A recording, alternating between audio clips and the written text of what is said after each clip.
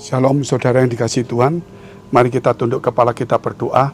Bapa kami dalam surga, Bapa yang baik yang kami kenal di dalam nama Tuhan Yesus, memberkati umat-Mu, menyucikan, menguduskan setiap kami di dalam pergumulan kami. Kiranya Tuhan memberikan hikmat, kekuatan, semangat supaya kami mendapatkan jalan keluar dari Tuhan. Kiranya Engkau memagari, melindungi kami dari si jahat maupun dari wabah, sakit, penyakit, dan kuasa kegelapan. Bahkan yang sakit Tuhan sembuhkan dalam nama Tuhan Yesus. Haleluya, amin. Puji Tuhan saudara, kalau kita mau mengamati tentang kerinduan, yaitu kerap kali kalau kita sakit kita bisa merasa rindu untuk sembuh. Kalau kita lama tidak ketemu dengan anak kita atau orang tua kita atau kekasih kita, maka kita juga akan rindu. Tetapi itu hanya kerinduan-kerinduan dunia. Apakah kita bisa merasakan rindu kalau kita tidak berjumpa dengan Tuhan? Suatu hari Tuhan pernah bertanya kepada saya. Dia berkata begini, "Frankie, apakah kamu menangis jikalau aku tidak bicara kepada kamu seperti kamu menangis ketika anakmu seandainya dibawa pulang ke surga?" Jujur saudara, mungkin kita bisa menangis ketika anak kita atau orang yang kita cintai itu dibawa pulang ke surga. Tetapi kalau Tuhan tidak bicara, kita tidak bisa menangis. Dan itulah satu pukulan yang membuat saya untuk terus merenungkan hari demi hari. Apakah saya ini sedih kalau tidak ada rema, tidak ada inspirasi, tidak ada sesuatu yang bisa saya berikan untuk Tuhan. Bahkan tidak ada rasa rindu dan haus akan firman dan akan rumah Tuhan maupun juga akan Tuhan itu sendiri. Itu harus kita bangun. Sebagaimana Mazmur 42 dikatakan, seperti rusa yang merindukan sungai yang berair, demikianlah jiwaku merindukan Engkau ya Allah. Jiwaku haus kepada Allah yang hidup. Bilakah aku boleh datang melihat Allah? Ini yang diungkapkan oleh Daud ketika dia dalam pengasingan, dan kemudian saudara suatu hari dia menjadi raja. Dan ketika dalam pengasingan pun sebenarnya dia sudah diberkati, diurapi oleh Tuhan. Namun masalah, persoalan, kesulitan, aniaya, kejaran tidak lepas dari orang yang diurapi dan yang diberkati Tuhan. Namun itu harus kita menyikapi dengan hal yang biasa. Di dalam kehidupan kita, dalam memperoleh sesuatu atau mempertahankan sesuatu, kita tidak luput dari persoalan, dari masalah kehidupan kita. Demikian ketika kita melayani di gereja maupun berjemaat, itu tidak lepas dari masalah. Karena hidup kita itu banyak persoalan kita menghadapi, bukan orang lain saja, menghadapi emosi kita, pribadi kita, sifat kita, karakter kita, dan bagaimana kita bersosialisasi. Dan ketika kita di gereja dalam pelayanan, mungkin juga dalam berjemaat kita mungkin tersinggung, sakit hati, mungkin ada orang yang menyakiti kita, mungkin ada orang salah paham, saudara, atau fitnah atau isu. Itu jangan disikapi sesuatu yang luar biasa sehingga membuat kita menjadi kecewa dan rohani kita menjadi kering. Tetapi sikapilah itu biasa, dimanapun juga akan terjadi seperti itu, sehingga kita tidak merasa kecewa dan kita tidak membalas kejahatan dengan kejahatan, dan kita tetap, saudara, merindukan Tuhan. Nah, apa yang dialami oleh Daud, dia cuma memfokuskan satu, supaya dia itu rindu kepada Tuhan. Jiwanya rindu seperti rusa merindukan air, demikianlah jiwaku. Dan dikatakan ayat yang ketiga atau 4, air mataku menjadi makananku siang dan malam, karena sepanjang hari orang berkata kepadaku, di mana Allahmu? Inilah yang hendak ku ingat sementara jiwaku gundah gulana. Bagaimana aku berjalan maju ke dalam kepadatan manusia, mendahului mereka yang melangkah ke rumah Allah dengan suara sorak-sorai dan nyanyian syukur dalam keramaian orang-orang yang mengadakan perayaan. Dan kemudian dikatakan, mengapa engkau tertekan hai jiwaku dan gelisah dalam diriku? Berharaplah kepada Allah, sebab aku akan bersyukur lagi kepadanya, penolongku dan Allahku. Di sini saudara kita melihat bahwa Daud punya jiwa juga gundah gulana. Begitu banyak persoalan. Namun satu, dia punya air mata menjadi makanan dia. Tetapi dia tidak membuat kecewa dan mundur dari Tuhan. Namun itu yang memotivasi dia supaya dia lebih untuk sungguh-sungguh untuk merindukan firman Tuhan, untuk merindukan air.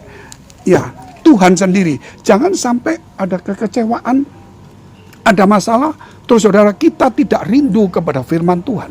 Kita tidak rindu kepada Tuhan.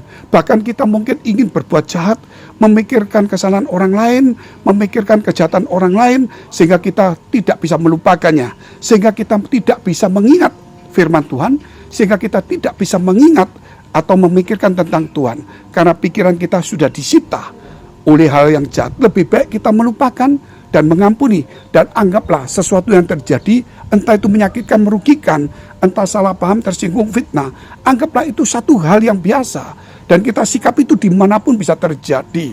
Tetapi saudara, yang penting jangan sampai hati kita diisi oleh seperti hal itu.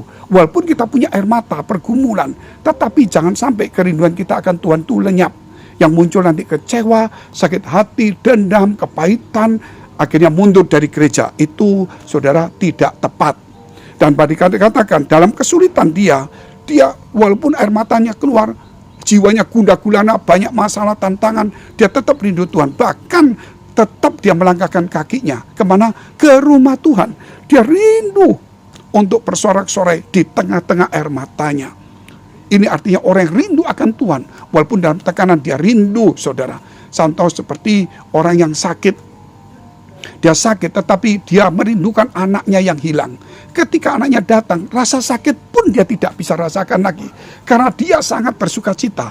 Anaknya yang hilang sejak kecil telah ditemukan dan kembali lagi. Ini saudara perlu, kalau kita kerinduan kita kepada Tuhan, maka pasti kita akan bisa melupakan penderitaan kita. Bahkan dia katakan, hai jiwaku, mengapa engkau tertekan dalam hidupku?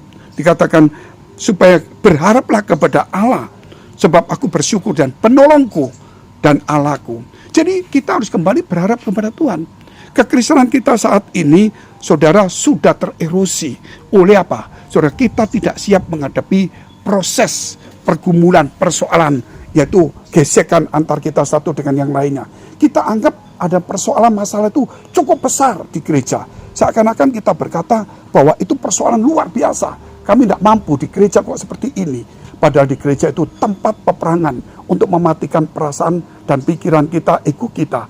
Sebab kita melawan bukan orang lain, tapi melawan diri kita dan melawan iblis juga yang menggoda kita. Tetapi terlebih saudara, kita harus ke gereja itu cari Tuhan.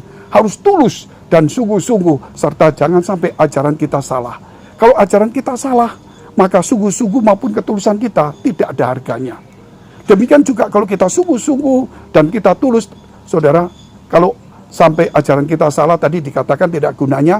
Kalau ajaran kita benar, namun kita tidak tulus dan tidak sungguh-sungguh, tidak ada artinya.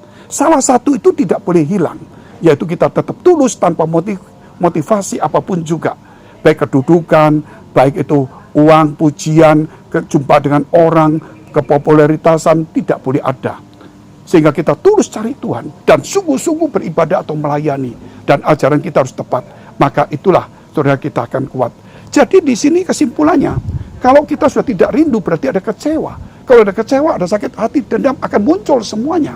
Tetapi saudara, kalau kita rindu akan Tuhan, pasti kita mencari Tuhan, ke rumah Tuhan, kita akan mengabaikan segala persoalan-persoalan atau gesekan-gesekan yang kita akan lihat hanya Tuhan. Itulah saudara yang perlu kita pelajari bersama, supaya kita tumbuh, tidak ada akar pahit, dan kita menemukan surga yang ada di muka bumi ini, dan melakukan kehendak Bapa dan menjadi berkat bagi banyak orang. Mari kita tunduk kepala, kita berdoa.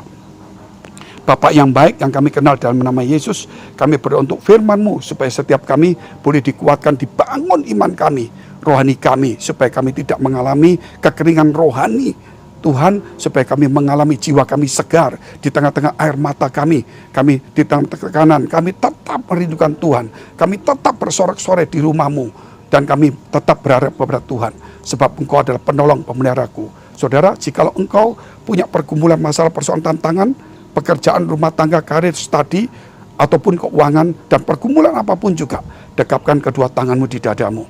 Jikalau engkau punya sakit penyakit, tumpangkan tangan bagian sakit, percayalah, nama Yesus, nama di atas segala galanya. Bahkan firman Tuhan berkata, imanmu telah menyelamatkan engkau, jadilah sembuh, jadilah pulih dalam nama Yesus, biar engkau diberkati dan dipakai Tuhan, dan doa-doamu akan terjawab. Tuhan memelihara, melindungi engkau di dalam nama Tuhan Yesus. Haleluya, amin. Jika saudara masih membutuhkan pelayanan doa dan konseling, silakan hubungi nomor tertera di bawah ini. Tuhan Yesus memberkati.